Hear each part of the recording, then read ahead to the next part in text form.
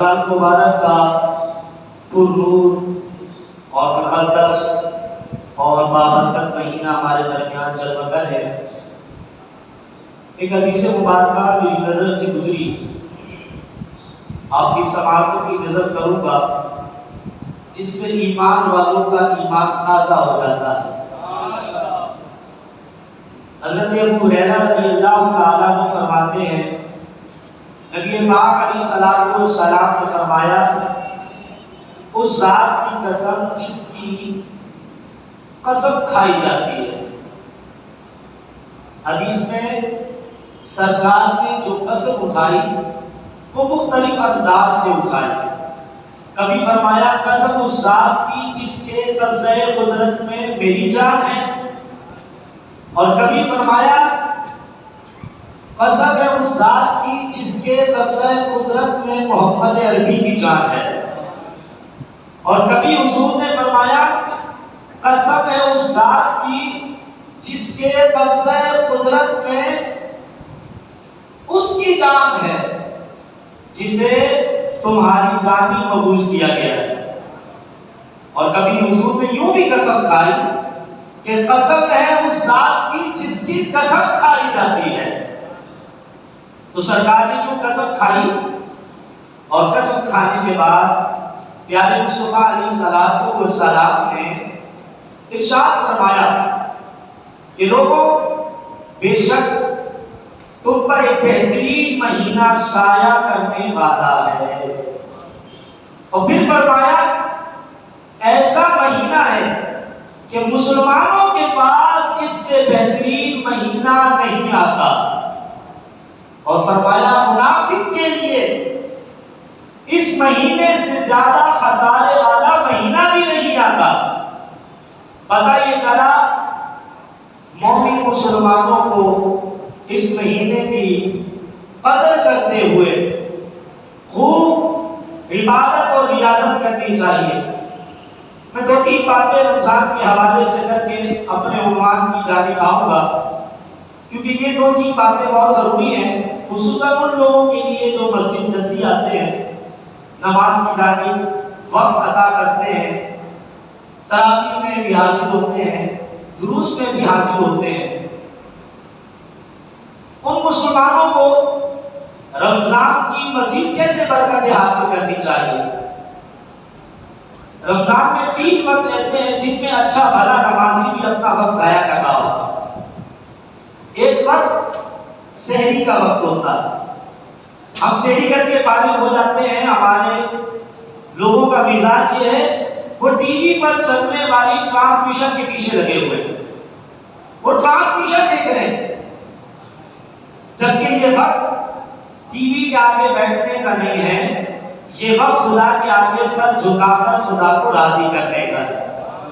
یوں کہیے کہ یہ وقت ٹی وی کے آگے بیٹھنے کا نہیں، مصلی کے آگے اپنے آپ کو حاضر کر کے اللہ سے رحمت طلب کرنے کا وقت ہوتا ہے۔ اور اس وقت کے بارے میں پیارے آقا نبی پاک صاحب الاولاد صلی اللہ علیہ وآلہ وسلم نے ارشاد فرمایا کہ لوگوں، جب رات کو لوگ سو جائیں اس وقت نماز پڑھو اور آسانی سے جنت میں داخل ہو جاؤ۔ اور یہ وقت کس کو حاصل ہوتا ہے؟ جو بندہ نمازوں کی پابندی کرتا ہے، جو روزوں کی پابندی کرتا ہے، جو عبادت کی پابندی کرتا ہے، وہ بھی سوچتا ہے یار میں تہجد میں اٹھ رہا ہوں، سحری تو کروں گا، چلو یہ ثواب کر کے جنت میں آسانی سے جانے کا راستہ بھی بنا دیتے ہیں۔ حضور نے فرمایا لوگوں کو کھانا کھلاؤ، حضور نے فرمایا جس وقت دنیا سو جائے اس وقت میں تم اللہ کے حضور کھڑے ہو جاؤ اور آسانی سے جنت میں داخل ہو جاؤ۔ اسی طرح فجر کی نماز کے بعد کا وقت ہوتا ہے جو بڑے ہی برکت والا وقت ہوتا ہے، اور ہمارے مسلمان نوجوان ساری رات کرکٹ میں مصروف رہتے ہیں اور صبح فجر کی نماز آدھے پڑھتے ہیں، سحری کرتے ہی محو آرام ہو جاتے ہیں۔ یہ ان کے لیے نقصان دہ عمل ہے۔ ماں باپ کا حق بنتا ہے وہ اپنی اولاد کو کم از کم فرض کی تلقین ضرور کرے۔ جو لوگ فجر پڑھتے ہیں انہیں چاہیے وہ فجر کے بعد یا قرآن پڑھ لیں یا درود پاک پڑھ لیں یا کلمہ شریف پڑھ لیں یا استغفار پڑھیں. فجر کے فوراً بعد نہ سوئیں، سورج نکلنے کے بعد سوئیں. نبی پاک علیہ الصلوۃ والسلام فرماتے ہیں فجر کی نماز ادا کرنے کے بعد جو سورج نکلنے کے درمیان کا وقت ہوتا ہے اللہ اسی وقت میں اپنے بندوں میں رزق کو تقسیم فرماتا ہے. گویا کہ یہ سب سے عظیم وقت ہے جس کو ہم سو کر گوا دیتے ہیں. اب تمہاری کرم کوئی سائل ہی نہیں، راہ دکھلائے کسے کوئی راہ منزلی نہیں. رب دینا چاہ رہا ہے اور بندہ بھیک کے لیے جولی بھی پھیلانا چاہ رہا. سوچنا چاہیے مسلمان کو. اور آقا علیہ الصلوۃ والسلام نماز فجر کے بعد سورج نکلنے کا انتظار کرتے اور 20 منٹ کا وقفہ ہوتا ہے سورج نکلنے کے بعد. جب پورا سورج نکل جاتا ہے اس کے بعد آپ اشراق اور چاشت کی نماز ادا کریں. پیارے آقا علیہ الصلوۃ والسلام ارشاد فرماتے ہیں نماز اشراق پڑھنے کے بدلے میں تمہاری جسم کی ہر ہڈی کے بدلے میں اللہ تمہیں سجدے کا ثواب عطا فرمائے گا. اور ایک وقت ہوتا ہے مغرب کی نماز سے لے کر عشاء کی نماز کا وقت. افطار کے وقت تو سبھی دعا میں اندھے ہوتے ہیں، بہت سے لوگ صرف افطار بنانے میں مصروف ہوتے ہیں. تو افطار سے پہلے کا وقت بھی ہمیں عبادت میں مصروف رہنے کے لیے ضروری ہے. اور نماز مغرب سے نماز عشاء کے درمیان کا جو وقت ہے یہ تو رمضان المبارک کے علاوہ بھی ہمارے لیے باعث سے برکت ہے. نماز مغرب کے بعد سورہ واقعہ اگر کوئی 3 مرتبہ پڑھ لے اللہ اس کو رزق میں محتاجی سے بچا لیتا ہے. عام دنوں کی یہ فضیلت ہے تو پھر رمضان میں کتنا ثواب ملے گا. ہم عام طور پہ رمضان میں افطار کے بعد گپ شپ میں مصروف ہو جاتے ہیں. کچھ وقت اللہ کی یاد میں اور کچھ وقت گھر والوں کی ضروریات پورا کرنے کے لیے دیجیے. اب چلتے ہیں اگر کوئی شخص نماز تہجد نہیں پڑھ رہا، نماز اشراق بھی نہیں پڑھ رہا، نماز اوابین بھی نہیں پڑھ رہا، صلاۃ اللیل بھی نہیں پڑھتا، تو سوال پیدا ہوتا ہے امام صاحب کیا یہ لوگ جرمدار ہیں؟ نہیں جناب، یہ جرمدار نہیں ہے، یہ گناہ گار بھی نہیں ہے، لیکن یہ وہ جنتی ہیں جو کل قیامت کے دن جنت میں اپنے اس وقت پر پچھتا رہے ہوں گے. پیارے آقا فرماتے ہیں جنتی جنت میں داخل ہو کر کہے گا کاش وہ جو وقت میں نے عبادت کرنے کا تھا اور عبادت کیے بغیر گزار دیا میں اس میں عبادت کر لیتا تو آج مجھے جنت کا وہ درجہ بھی مل جاتا. جیسے انسان دنیا میں کہتا ہے نا میں اگر اچھی پڑھائی کر لیتا، آج میں میٹرک والا ہوں تو میں نے انٹر کر دیا ہوتا تو اچھی جاب مل جاتی. انٹر والا کہتا ہے یار ابا تو کہتے تھے پڑھ لو لیکن ہم نے سستی دکھائی، آج پڑھ گئے ہوتے، بی اے کیا ہوتا یا ایم اے کیا ہوتا، ہمیں کوئی ڈپلوما کیا ہوتا تو آج ہم بھی کوئی شیروں والی کرسی میں بیٹھے ہوتے. جیسے انسان دنیا میں کہتا ہے اسی طرح کل قیامت کے دن جب اس کے پاس جنت کی نعمت ہوگی وہ اس لمحے کہے گا کاش میں نے فجر کے وقت سونے کو ناپسند کیا ہوتا اور فجر کے بعد اللہ کی یاد کی ہوتی، چلو قرآن ہی پڑھ لیا ہوتا، درود و سلام بھی پڑھ لیا ہوتا، کلمہ شریف بھی پڑھ لیا ہوتا، استغفار کا ورد بھی کر لیا ہوتا، اپنے بچوں کو تربیت بھی دی ہوتی، سرکار کی نعت بھی پڑھ لیتا، سرکار کا درود پڑھ کے حضور سے کرم کی خیرات بھی مانگ لیتا تو آج میں حضور کے اور قریب ہو جاتا. کیونکہ غلام تو یہی دعا مانگتا ہے نا آقا آپ کے پڑوس میں جگہ مل جائے. ہم تو یہ دعا مانگتے ہیں یا اللہ ہمیں جنت الفردوس میں سرکار کا پڑوس عطا فرما. تو اس وقت مومن بندہ اپنے اس وقت پر پچھتا رہا ہوگا جو اس نے وقت ضائع کر دیا ہوگا. اور وہ مسلمان جو لوگ رمضان آنے کے بعد بھی اپنی عبادت میں مصروف نہیں ہوتے، نمازوں کی حفاظت نہیں کرتے، ریاست کا انتظام نہیں کرتے، تراویح پڑھ سکتے ہیں لیکن نہیں پڑھتے، روزہ رکھ سکتے ہیں گرمی کا بہانہ کر کے نہیں رکھتے، محنت کا بہانہ کر کے نہیں رکھتے ہیں. انہیں بھی ایک حدیث آپ نے سنانی ہے جو یہاں آ رہے ہیں ان کو میں سناؤں گا جو یہاں نہیں آئے ان کو آپ نے سنانی ہے، کیونکہ سرکار کا فرمان ہے، اللہ نے فرمایا ہے، اور اللہ کے فرمان دو طرح کے، ایک قرآن میں اور ایک حدیث مبارکہ میں۔ آج میں آپ کو حضور کے سینے پہ نازل ہونے والے اس فرمان کو سناتا ہوں جو قرآن میں ہے، جسے ربانی حکم کہتے ہیں۔ اللہ نے فرمایا کنتم خیر امتی اخرجت للناس، تم لوگوں میں بہترین ہو۔ مولا کیوں؟ ہمارے پاس مال زیادہ ہے، مولا کیوں؟ ہمارے پاس گاڑیاں بھی آئی ہیں، ہمارے گھر بہت عمدہ ہے، ہم ترقی کر رہے ہیں۔ فرمایا نہیں، نہ تمہاری مال کی اہمیت ہے، نہ تمہارے گھر کی اہمیت ہے، اہمیت اس بات کی ہے کہ تم میرے نبی کے حکم پر اچھائی کا حکم دیتے ہو، برائی سے منع کرتے ہو۔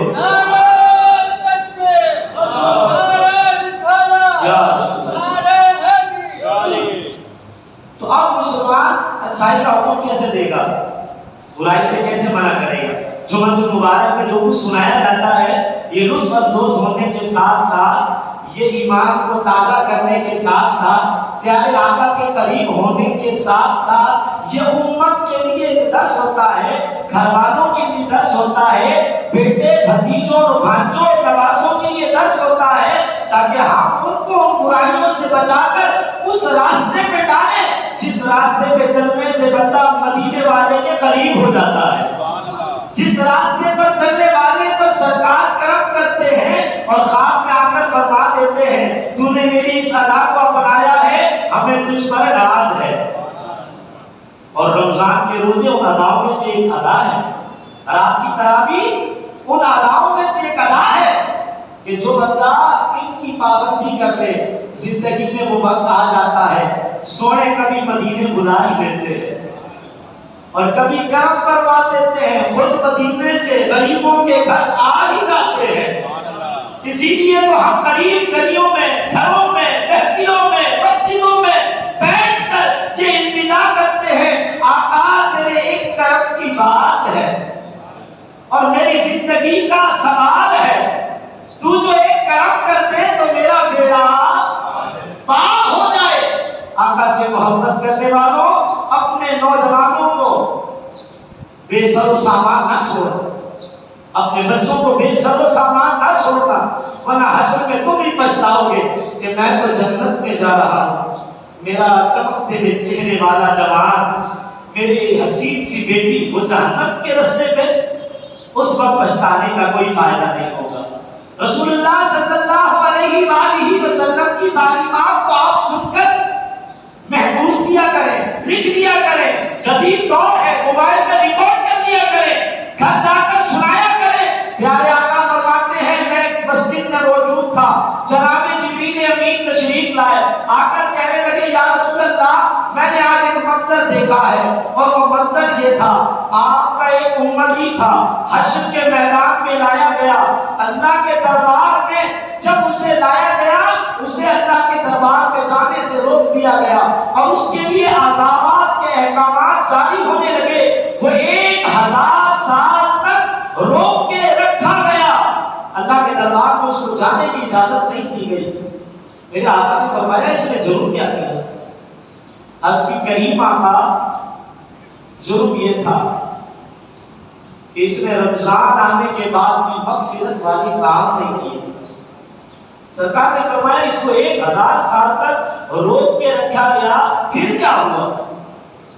عرض کرنے لگے یا رسول اللہ 1000 سال تک دربار خدا سے، عدالت خدا سے باہر کھڑا کیا گیا، اور پھر جب بلایا گیا نا رب نے فرشتوں سے کہا پکڑو اس کو، منہ کے بل گھسیٹ کر جہنم میں ڈالو، اس لیے کہ رمضان آیا پھر بھی ہم کو نہ ملا سکا۔